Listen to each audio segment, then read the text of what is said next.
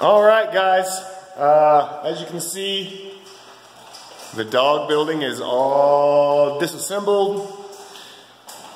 So we are getting ready to move, relocating to Wichita, Kansas, so we can be closer to family and friends. And we're going to keep doing this. We're going to continue. I've already got some people lined up when I get there. A couple people from Oklahoma and a couple people from Kansas. So I love Colorado. I'll miss it. I really will. But family and friends are more important to me than the state I live in. But so we're feeding all the dogs right now. This is Sadie girl. Good girl. We have Zeke the freak. Yes. Good boy, Zico. Good boy, Zico. Here's Riggs. He's eating his food. Good boy, buddy. Little tater tot. Little tater tot.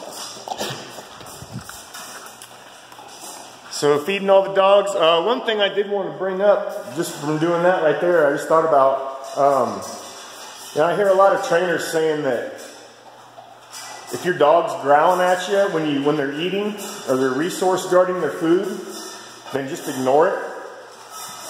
Man, to me that doesn't sit right. That's kind of lazy, I think. Riggs, he used to do that. He was bad. When we first got him, he would growl, he'd hunch over his bowl. If my son would walk over to him, if I would walk over to him, he'd sit there. Riggs, get out of there. Trying to get in the big food bin. But he would growl, he'd guard his food pretty good. Got over that. I used some e-collar. Hey! Jeez, you guys. I used some e-collar. I used reinforcement with food. I used a lot of different things. And I just kept working at it. What I would do is with him, when he first started doing it, was every time I'd walk by, I'd have the e-collar on him. I'd walk by and I'd hit it, boom. And I'd say, back up. So every time that me or my son or anybody else would walk up to him while he's eating, he just got in the habit of backing away from his food. And then eventually, after he learned how to do that, then I would walk by, we'd throw like chicken or turkey or something in the bowl every time we'd walk by. And so he starts to get to where he liked it when I came by when he was eating. And then another thing I did with him is I would fill the bowl up with food and hold it in my hands, like cradle it almost like this in my arms and make him eat out of that like that. So, and it works. He doesn't growl, he doesn't resource his food anymore, resource guard his food anymore.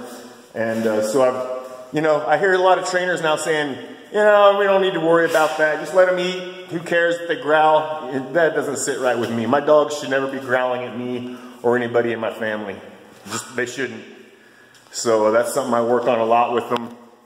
I want them to be able to eat in the same little area together without any conflict.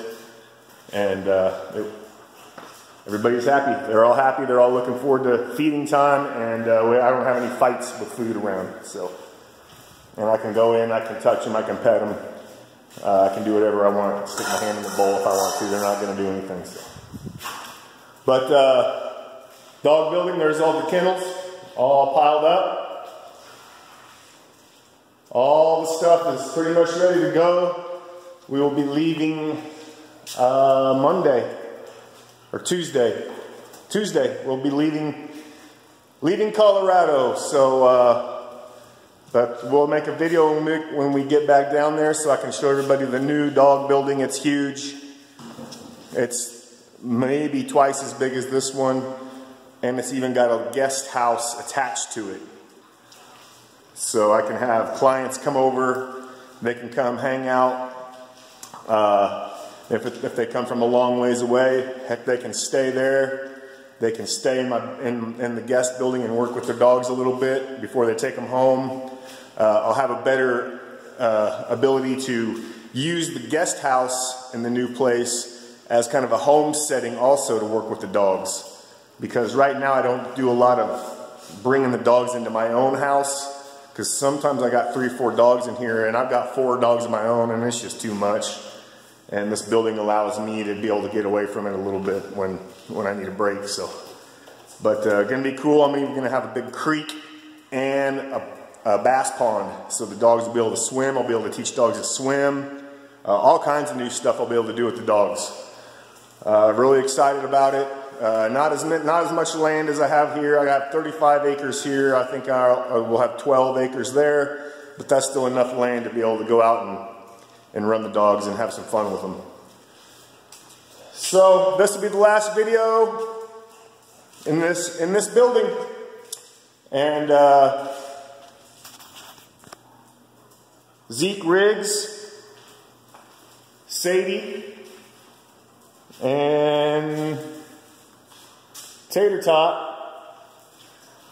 We'll be seeing you later. Toodles.